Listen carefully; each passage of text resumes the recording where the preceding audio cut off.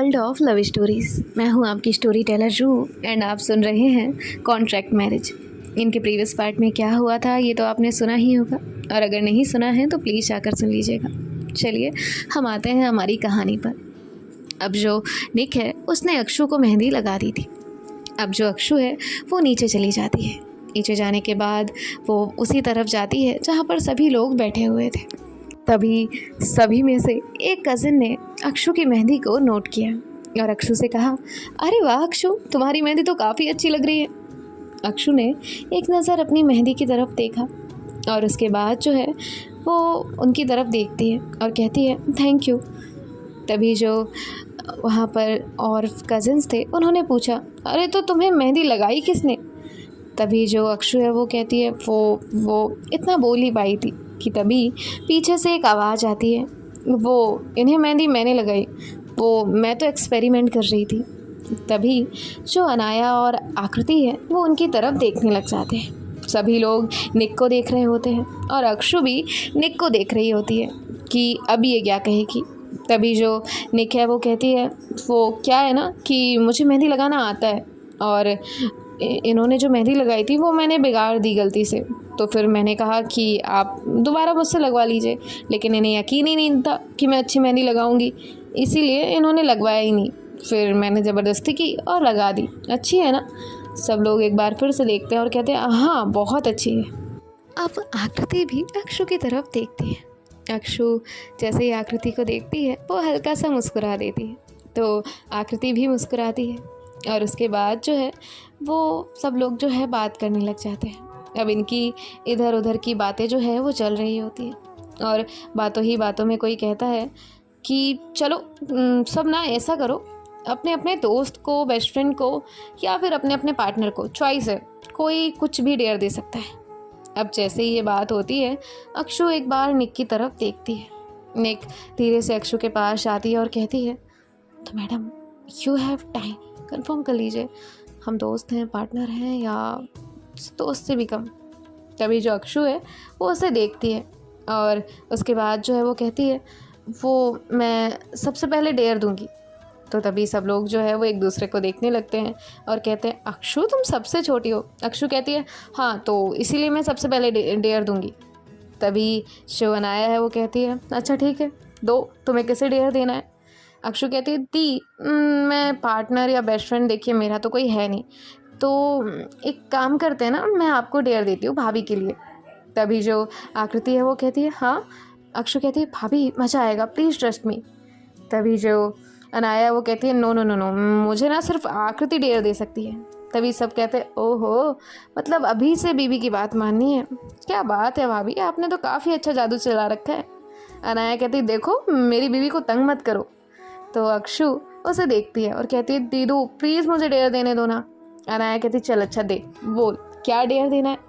तभी जो अक्षु है वो कहती है तो एक काम करो, आपको ना भाभी को बहुत ही डिफरेंट वे में प्रपोज करना है। तो तभी जो अनाया है वो कहती है हाँ तो उसमें क्या है, वो तो मैं करती ही रहती हूँ, है ना। अनाया ऐसे बोलकर उस डेयर से बचने के लिए कहती है। तभी जो अक्षु है वो कहती है भाभी दी को कहिए ना बात माने प्लीज़ ना। तभी जो आकृति है वो अनाया की तरफ देखती है और कहती है मान लीजिए ना। अनाया कहती है देखिए ये क्या, मैं तो आपको रोज़ प्रपोज करती हूँ अलग अलग वे में, ये क्या वे होता है। तभी जो आकृति है वो कहती है बड़े ही प्यार से, अगर वो कह रही है तो कर दीजिए ना। तो अब जो अनाया है वो सबकी तरफ देखती है और उसके बाद जो है वो उससे कहती है ओके ठीक है, मुझे हर एक पल में तुमसे हर दफ़ा मुझे प्यार होता है। जब तुम सुबह उठती हो, तुम्हारे बिखरे हुए बाल देखती हूँ, तुम्हारे चेहरे पर एक मुस्कुराहट देखती हूँ, तब मुझे तुमसे प्यार होता है। तुम्हें जब संवरते हुए देखती हूँ, तुम मेरे नाम का सिंदूर लगाती हो, मंगलसूत्र पहनती हो, मेरे सामने संवर कर आती हो और मुझसे पूछती हो कि मैं कैसे लग रही हूँ, तो मुझे तुमसे उस वक्त प्यार होता है। मुझे तुम्हारे बिखरे हुए रूप से, तुम्हारी सादगी से, तुम्हारे एहसास से, तुम्हारे हर एक ख्याल से हर दफ़ा प्यार होता है। मैं जब जब तुम्हारी तरफ देखती हूँ मुझे तुमसे इश्क होता है। मैं जब जब सांस लेती हूँ मुझे तुम्हारा ख्याल आता है। मेरे ख्याल में बस एक ख्याल आता है और वो ख्याल होता है आकृति, I love you so much. आज फिर से सबके सामने इजहार करती हूँ, मैं तुमसे बेइंतहा प्यार करती हूँ। मैं चाहती हूँ तुम्हें सबकी नज़रों से दूर रखना, मैं चाहती हूँ तुम्हें बाहों में कैद करके महफूज रखना। मैं चाहती हूँ हर पल तुमसे एतबार करना, मैं चाहती हूँ तुमसे बेइंतहा प्यार करना। मैं चाहती हूँ तुम्हें सबके सामने स्वीकार करना, मैं चाहती हूँ तुम्हारे लिए तारों को तोड़ लाना, मैं चाहती हूँ जन्नत को तुम्हारे कदमों तले सजाना, मैं चाहती हूँ तुम्हारी गोद में मेरा सर, मैं चाहती हूँ तुम पर हो सिर्फ़ और सिर्फ मेरा हक। बताओ क्या फिर से एक बार तुम मेरी बीवी बनना चाहोगी? बोलो, क्या तुम फिर से एक बार संवरना चाहोगी? बोलो, क्या तुम मेरे नाम को खुद के नाम से मिलाना चाहोगी? बोलो, क्या तुम फिर से मिसेस आकृति अनाया बनना चाहोगी? अब सब लोग जो है वो बहुत ज़ोर से क्लैपिंग करने लगते हैं और उसके बाद जो है कोई विसल बजाता है, कोई तालियां बजाता है और सब लोग बहुत खुश होते हैं। आकृति जो है वो हाँ में सर हिलाती है और उसके बाद जो है अनाया के पास जाकर बैठती है, उसे टाइटली हग कर लेती है। सब लोग कहते हैं वाओ, वर्ल्ड बेस्ट प्रपोजल था और वर्ल्ड बेस्ट कपल हो तुम दोनों। और उसके बाद जो है ये दोनों एक दूसरे को देखते हैं। अनाया जो है वो सबके सामने आकृति की नज़र उतारती है और कहती है कभी नज़र ना लगे मेरी जान को। और उसके बाद जो है वो कहती है अक्षु हो गई विश पूरी। अक्षु कहती है दी टच वुड, आप दोनों का प्यार हमेशा ही ऐसा रहे। और उसके बाद जो है सब लोग जो है वो कहते हैं लिटरली चलो टाइम बहुत हो रहा है, सोने चलते हैं। तभी अक्षु कहती है बस एक डेढ़ की बात थी। तो उसके दोस्त कहते हैं हाँ एक डेढ़ की बात थी, हमें लगा था हम लोग कोई और डेढ़ देंगे लेकिन तूने जो डेढ़ दिया ना बहुत अच्छा था। जिसके बाद जो है सब अपने अपने रूम में चले जाते हैं। रूम में जाने के बाद जो है किसी को नींद नहीं आ रही थी और शादी को एक्साइटमेंट जो है वो सबको था, लेकिन फिर भी सब सोने की कोशिश करते हैं और थोड़ी देर बाद सभी को नींद आ जाती है। और यहाँ जो आकृति है वो प्लस अभी भी कर रही थी और वो भी अनाया के बारे में सोचते हुए सो जाती है। अब नेक्स्ट डे होता है। नेक्स्ट डे जो है इनकी शादी का दिन था। अनाया जो है वो उठती है और उठने के बाद जो है एक बार खुद को देखती है और फिर खुद भी रेडी होने के लिए चली जाती है। अब अनाया जाकर रेडी होती है और रेडी होने के बाद जो है वो बाहर आती है और यहाँ जो आकृति है वो भी रेडी हो चुकी थी। अब शादी जो है वो इनकी दिन में होनी थी और जो पूरा रिजॉर्ट है वो सजाया गया था। शादी में ज़्यादा लोग नहीं आए थे, ज़्यादा ग्रैंड नहीं थी, लेकिन जितने भी लोग आए थे वो सभी बहुत स्पेशल थे, सभी बहुत अच्छे थे। और जो अनाया है वो उसे जितना पर्सनल रखना चाहती थी उतना तो उसने रखा ही था। अनाया अब वहाँ पर जाकर बैठ जाती है मंडप के नीचे। यहाँ पंडित जी जो हैं वो मंत्र पढ़ना शुरू करते हैं और बैकग्राउंड में जो सॉन्ग है एक मंत्र वाला ही वो चल रहा होता है और बहुत बहुत प्यारा व्यू था, सब कुछ बहुत अच्छा था, सब लोग बहुत खुश थे। और तभी अक्षु की नज़र वहाँ एंट्रेंस से आते हुए निक पर जाती है। निक ने जो है एक कुर्ता पहना हुआ था और बहुत अच्छे से रेडी होकर वो आई हुई थी। अक्षु उसे देखती है, तभी निक की नज़र अक्षु पर जाती है। अक्षु ने एक बहुत प्यारा सी ग्रीन कलर का लहंगा पहना हुआ था। अब यहाँ जो अक्षु है वो निक को देख रही होती है और तभी पंडित जी जो है वो कहते हैं दुल्हन को लेकर आया जाए। अब जो अक्षु है वो अंदर की तरफ जाती है और उसके बाद जो है खुद ही आकृति को लेकर आती है। आकृति ने सुर्ख लाल जोड़ा जो है वो पहना हुआ था, बहुत प्यारी लग रही थी। उसके वो बैंगल्स कलीरे बेहद खूबसूरत। और यहाँ जो आकृति है वो आती है। अनाया की नज़र बस आकृति पर टिक जाती है। उसका दिल फिर से बार बार ज़ोर से धड़कने लगता है, मानो जैसे अगले ही पल वो उछलकर बाहर आ जाएगा। अब यहाँ जो है आकृति वहाँ पर पहुँचती है। अब अनाया उसे देखती है और दूसरी तरफ दूसरा मंडप सजा हुआ था और जो सिया है तो वो बैठी हुई थी मंडप पर। मंत्र जो है वो पढ़े जा रहे थे। तभी थोड़ी देर बाद जो पंडित जी हैं वो कहते हैं दुल्हन को लाया जाए। और जैसे ही वो ये कहते हैं तो सिया सामने की तरफ देखती है। निक जो है वो कियारा को लेकर आ रही थी और कियारा को लेकर आने के बाद जो है वो उसे वहाँ पर बैठाती है। सिया का तो दिल धड़क रहा होता है, मतलब उसने फर्स्ट टाइम कियारा को ऐसा देखा होता है और उसने तो कभी नहीं सोचा था कि उसकी लाइफ में ये मोमेंट आएगा, कियारा कभी हाँ भी करेगी। लेकिन आज वो पल उसकी आंखों के सामने था जिसका उसने बेसब्री से इंतज़ार किया था और उसकी दुल्हन उसके सामने खड़ी हुई थी। अब दोनों भी अपने अपनी दुल्हन के लिए तैयार होते हैं। आकृति अनाया के पास जाकर बैठ जाती है और जो सिया है वो कियारा को देखती है। कियारा भी उसके बगल में जाकर बैठ जाती है। कियारा ने अपनी नज़र उठाकर सिया को नहीं देखा था। जब दुल्हन एक जोड़े में सज जाती है ना, मतलब अपने होने वाले पार्टनर के लिए, तो एक शर्म, एक हया उसे खुद ब खुद घेर लेती है। और उस दिन पूरी दुनिया उसे कुछ क्यों ना कहे, मतलब उसे छेड़े, उसे सताए, उसके पार्टनर के बारे में कितना ही कुछ क्यों ना कहे, उसमें बहुत मुश्किल से ये हिम्मत आती है कि वो नज़रें उठाकर अपने पार्टनर को एक नज़र देख ले। और वो जब वो चुपके से देखती है ना तो उसका दिल बहुत ज़ोर से धड़कने लगता है। और इस वक्त कियारा और आकृति की सेम फीलिंग होती है। अब आकृति अनाया को हल्का सा देखती है, उसका दिल बहुत ज़ोर से धड़कता है। अनाया बहुत प्यारी लग रही होती है। इसके बाद जो पंडित जी हैं वो कहते हैं दुल्हन के हाथ पे अपना हाथ रखिए। जैसे ही हाथ रखते हैं वो सुपारी रखते हैं, फूल रखते हैं और उस पर फिर जल डालते हैं। और उसके बाद जो है वो उसे छोड़ने के लिए कहते हैं, मंत्र पढ़ना शुरू करते हैं। सारे देवी देवताओं को आवाहन किया जाता है, अग्नि जलाई जाती है और बस फिर शादी का जो पवित्र बंधन है उसके मंत्र पढ़े जाते हैं। और यहाँ जो आकृति और अनाया है वो सिया और कियारा को नहीं देख सकते थे और सिया और कियारा इनके शादी को नहीं देख सकते थे। ये कहते हैं कि मतलब सेम टाइम पर आप दो एक साथ शादियाँ नहीं देख सकते, इसीलिए इनका थोड़ा मंडप जो है उसके बीच में एक पर्दा था। लेकिन जो बाराती थे, जनाती थे, वो सब देख रहे थे और दो शादियाँ एक साथ विटनेस कर रहे थे, वो भी इतने ब्यूटीफुल कपल्स की।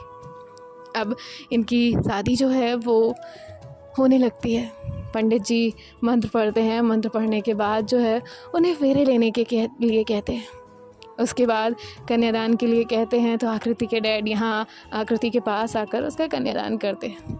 वहीं बात आती है कियारा की, तो कियारा के पेरेंट्स नहीं थे।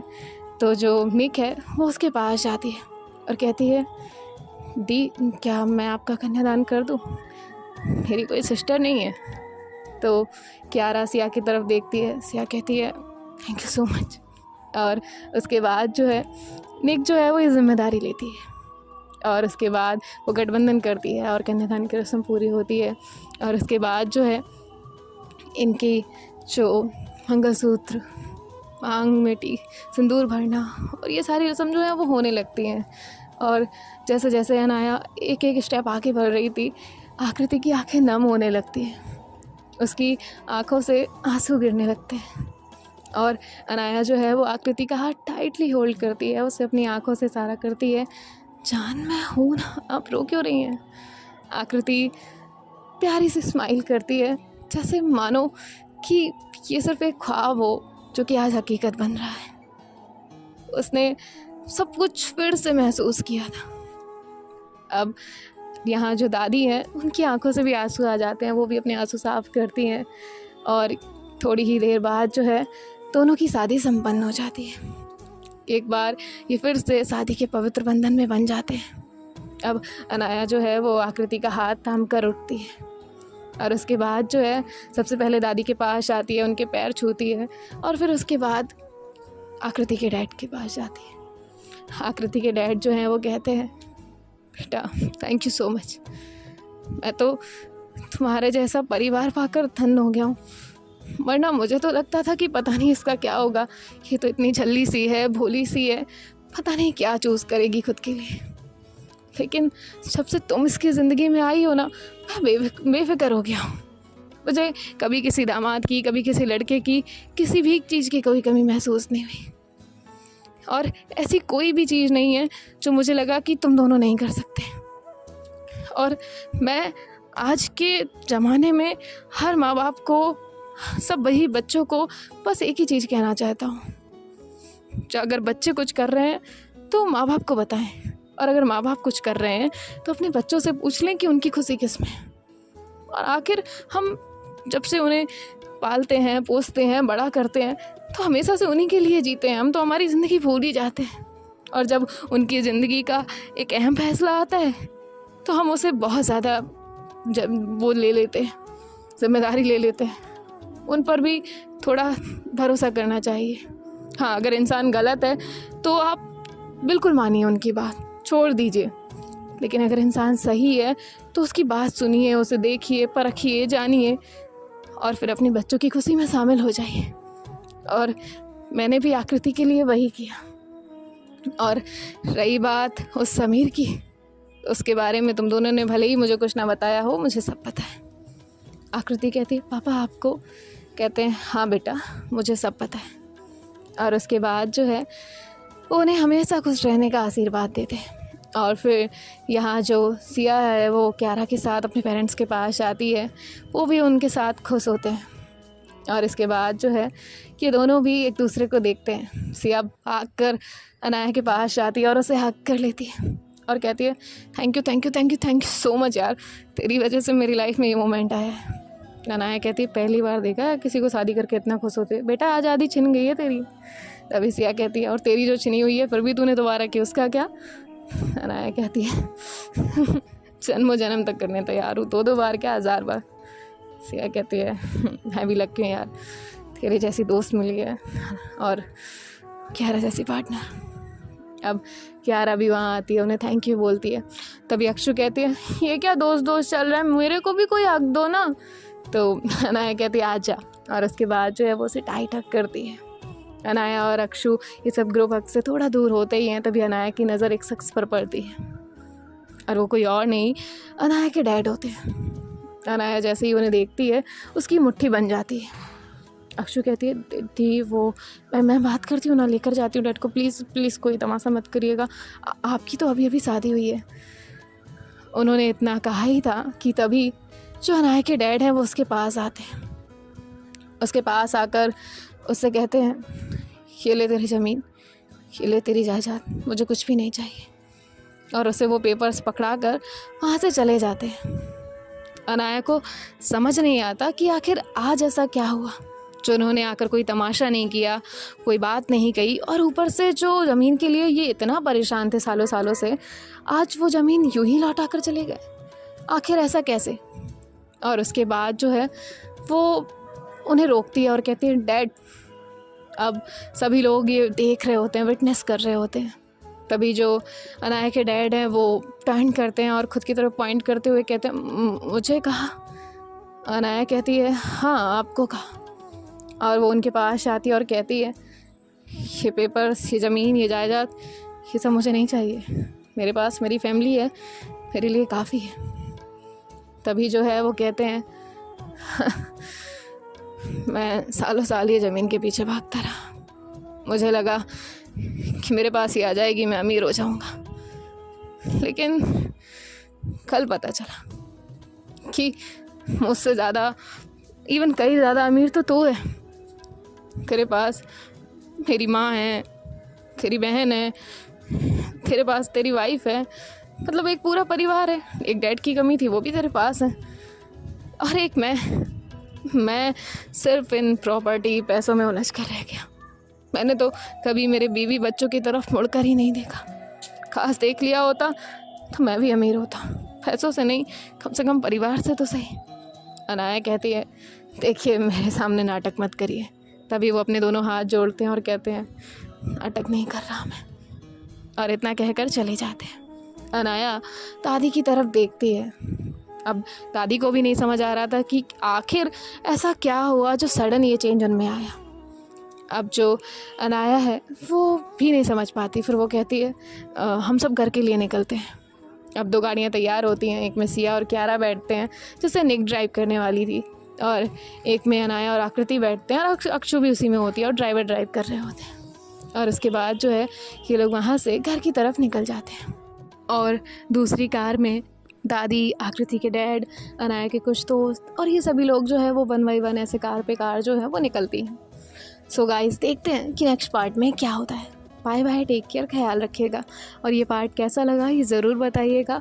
कुछ छूट गया हो, रह गया हो तो मुझे बता दीजिएगा। मिलते हैं आपसे नेक्स्ट पार्ट में। और मुझे स्टोरी एंड करने की कोई जल्दबाजी नहीं है, ना ही मैं इसे एक्स्ट्रा खींचना चाहती हूँ। हर किसी का एंड आता है, लेकिन इसका ये मतलब नहीं है कि अभी एंड हो रही है, मैं जल्दबाजी में हूँ, बिल्कुल ऐसा नहीं है। सो मिलते हैं आपसे नेक्स्ट पार्ट में। बाय बाय, टेक केयर, ख्याल रखिएगा।